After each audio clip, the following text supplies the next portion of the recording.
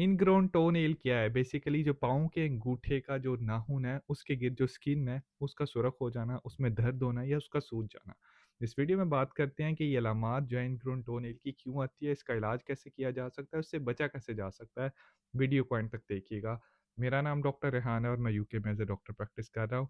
Ingrown टोनेल जो कि दिखने में ऐसा नज़र आता है, अगर आप देखें तो इसमें जो नाखून है, वो आपकी जिल्द के अंदर जो है वो ग्रो करना शुरू हो गया, जिसकी वजह से जो जो स्किन है, जो जिल्द है, वहाँ पे बहुत ज़्यादा सुरख हो जाती है, उसमें दर्द होना शुरू हो जाती है या वो सूज जाती है। इसी वजह से अक्सर लोगों से चलना भी मुश्किल हो जाता है या बंद जूता नहीं पहना जाता। अगर किसी को इनग्रोन टोनेल की अलामात हो तो क्या करना चाहिए? हाँ, सबसे पहले ज़रूरी है कि देखें कि ये जो जिल्द है वो इन्फेक्शन तो नहीं हो गया। इन्फेक्शन की अलामात होती हैं कि वहाँ पे एरिया के अराउंड जो है वो पस का आना या जिस्म का गर्म महसूस होना या बुखार का होना। अगर किसी को ये अलामात हो तो फ़ौरन डॉक्टर के पास जाना चाहिए ताकि उसका इन्फेक्शन का भी इलाज किया जाए। अगर इन्फेक्शन की अलामात नहीं है तो कुछ चीज़ें आप खुद से घर पे कर सकते हैं, जैसे कि नीम गर्म पानी लें, उसमें थोड़ा-सा नमक डाल लें और अपने पाँव को जो इफेक्टेड हिस्सा है उसको उसके अंदर थोड़ी देर के लिए भिगो के रखें ताकि इन्फेक्शन का चांस कम हो। और उसके बाद आपने क्या करना है, पूरा दिन पाँव को भिगोए नहीं रखना है, उसके बाद आपने पाँव को अच्छे तरीके से सुखा लेना है।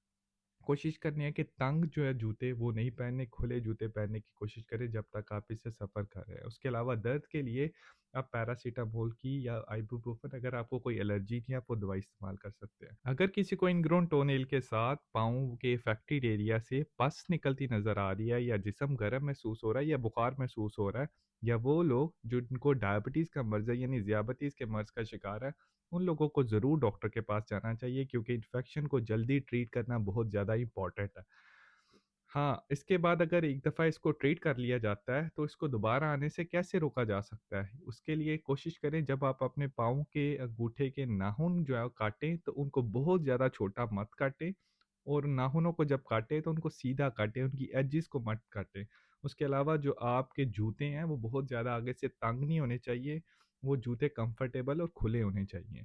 और उसके अलावा अपने पाँव की सफाई का ख़्याल भी रखें क्योंकि वो लोग जिनको फंगल इन्फेक्शन हो जाता है, उनके अंदर भी ये बीमारी जो है वो ज़्यादा होने के चांसेस हो जाते हैं। बाज़-औक़ात इनग्रोन टोनेल के लिए आपका डॉक्टर आपको स्पेशलिस्ट के पास भी रेफ़र कर सकता है, जो कि आपके नाखून को या तो काट सकते हैं या पूरे नाखून को ही रिमूव कर दिया जाता है, जिसके अंदर आपके जो अंगूठे की जिल्द को सुन्न किया जाता है और उस पूरे अंगूठे के जो नाखून है उसको रिमूव कर दिया जाता है।